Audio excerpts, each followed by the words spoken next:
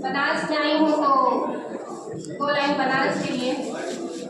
है उतना ही खूबसूरत तेरा, है उतना ही खूबसूरत तेरा, मेरी कहानी में आ जाना। है उतना ही खूबसूरत तेरा, मेरी कहानी में आ जाना, कि बनारस में जितना घाटों से माँ गंगा का टकराना। एक कथा प्रस्तुत कर रही हूँ। आखिरी वसीयत मैं आज कर रही हूँ, माँ तेरे शहर में कुछ वक्त और ठहर रही हूँ। सजा दो मुझको रजनीगंधा के महकते गुलों से, कि मैं अपनी मैयत पे देखो बेखबर रही हूँ। मैं आपके मन से कहना चाहूंगी कि बेटी पे तो बहुत सारी रचनाएं पढ़ी जाती हैं, कही जाती है। मैं खुद समर्थन में रखी हूँ, बेटी बचाओ बेटी पढ़ाओ, बहुत सारी बातें। लेकिन आज के समाज को देखिए तो कहीं ना कहीं हमारे बेटे बहुत प्रताड़ित हो रहा है। और आप लोगों को लगेगा कि मैं एक उल्टी लड़का बहा रही हूँ। इसी संदर्भ में मैंने जो अपनी छोटी सी रचना तैयार की उसको मैं सुनाती हूँ। मेरी वसीयत, मैंने वसीयत में क्या क्या लिखा है, मैं जानने के बाद क्या क्या करना चाहती हूँ।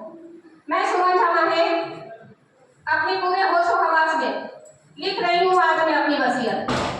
मैं सुमन झा है अपने पूरे होशो हवास में लिख रही हूँ आज मैं अपनी वसीयत, कि मेरे मरने के बाद घरवाला मेरा कमरा, कि मेरे मरने के बाद घरवाला मेरा कमरा, टटोला हर एक चीज पूरे घर में जो बिना ताले चाबी के मेरा सामान बरसों से बिखरा पड़ा है।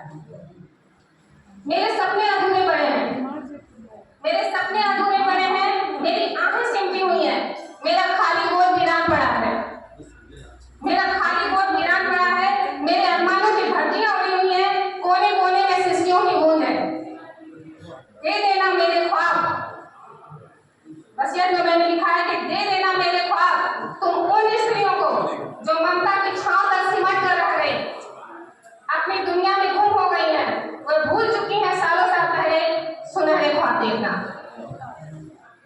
आगे वसीयत में मैंने लिखा है, बांट देना मेरे ठहाके, बांट देना मेरे ठहाके उन माँ बापों में, ध्यान दीजिएगा, बांट देना मेरे ठहाके उन माँ बापों में जो बेकसूर होकर भी जलालत की जिंदगी को जीने के लिए मजबूर हैं, अदालतों का चक्कर काट काट जिनके जीने की लालसा तक मर चुकी हैं। आगे वसीयत है मेरी, वहीं किसी टेबल पर देखना, वहीं टेबल पर देखना मेरे कुछ रंग पड़े होंगे, वहीं टेबल पर देखना मेरे कुछ रंग पड़े होंगे, उस रंग से रंग देना तुम उन जिंदगियों को जिनके ख्वाब बेरंग हो चुके हैं, आंखें सूनी और जीवन हो रहा है।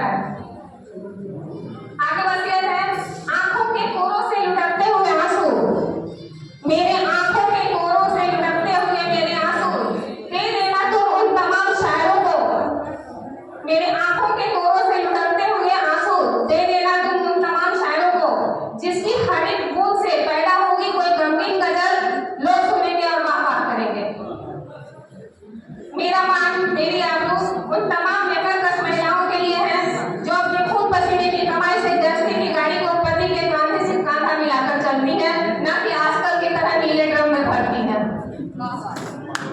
दगा देने वालों का मुंह, दगा देने वालों का मुंह हो सके मेरे आक्रोश का ऐसा एंटीबायोटिक इंजेक्शन लगा देना मेरे बेटों को कि जरूरत पड़े तो वो आत्महत्या करने की बजाय विश्वासघातियों का मुंह तोड़ जवाब दे सके।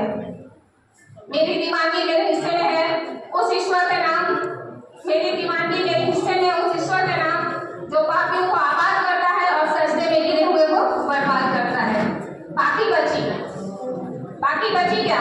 मेरी तरफ, मेरा लालच, मेरा क्रोध, मेरा झूठ, मेरा स्वार्थ। तो ऐसा करना ना, उसे मेरे संग ही किसी मणिकर्णिका घाट पर जला देना। मैं 1 सेकंड आपसे और लूंगी, बस 1 सेकंड। ये कविता जो मैंने लिखी है ये मेरे जीवन पर आधारित है। मेरे इकलौता बेटा, उसके साथ बहुत बड़ा विश्वासघात हुआ, मैं उस पर अपनी जीवनी लिखी, विश्वासघात मुझे पता नहीं था, तो मैं तो इस माहौल में लाके मैं आप